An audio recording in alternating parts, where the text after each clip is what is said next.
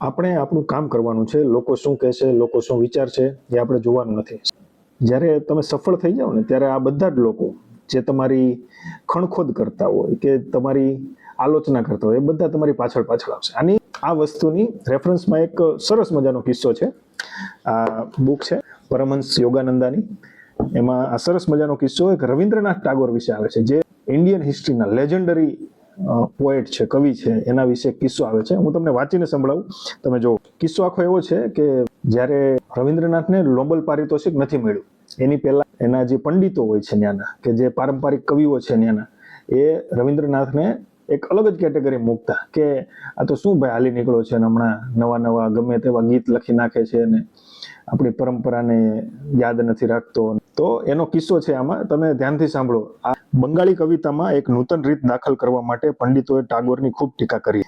પંડિતોના હૃદયને પ્રિય એવા તમામ નિર્ધારિત નિયમો ફગાવી દઈને તેણે લોકભોગ્ય અને શાસ્ત્રીય ભાવને કવિતામાં ભેળવી દીધો હતો. તેમના કાવ્યો સાહિત્યના સ્વીકૃત રૂપોને બાજુએ મૂકીને ઊંડા તાત્વિક સત્યોને ઉર્મિભર્યા પ્રેરણાત્મક શબ્દોમાં રજૂ કરતા હતા. હવે જો, એક વગદાર ટીકાકારે તો તિરસ્કારપૂર્વક રવિન્દ્રનાથને ₹1 માટે અખબારને પોતાનું કાવ્ય વેચતા કબૂતરખાનાના કવિ તરીકે આલેખ્યા હતા. હવે આનો બદલો ચાલુ થાય છે કે એમાં એમ લખ્યું છે, પરંતુ ટાગોરને બદલો લેવાનો અવસર જલ્દી મળી ગયો. ગીતાંજલિનું સ્વયં તેણે પોતે જ કરેલું અંગ્રેજી ભાષાંતર બહાર પડ્યું કે તરત જ સમગ્ર પશ્ચિમી સાહિત્ય જગતે તેઓશ્રીના ચરણે સન્માન અર્પણ કર્યું. આખી ટ્રેન ભરાઈ તેટલા પંડિતો, તેમાં તેમના એક વખતના ટીકાકારો પણ સામેલ હતા, બધા અભિનંદન પાઠવવા માટે શાંતિ નિકેતન ગયા. હવે રવિન્દ્રનાથ કેવી રમૂજ કરે છે જોજો તમે.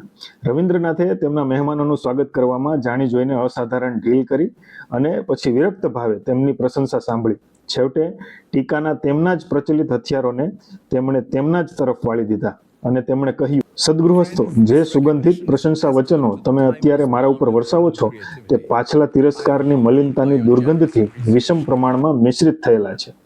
નોબેલ પુરસ્કારનો મારી તરફેણનો ચુકાદો અને અચાનક ઉભરાઈ આવેલી તમારી આ કદરદાની વચ્ચે કોઈ સંભવિત સંબંધ છે ખરો?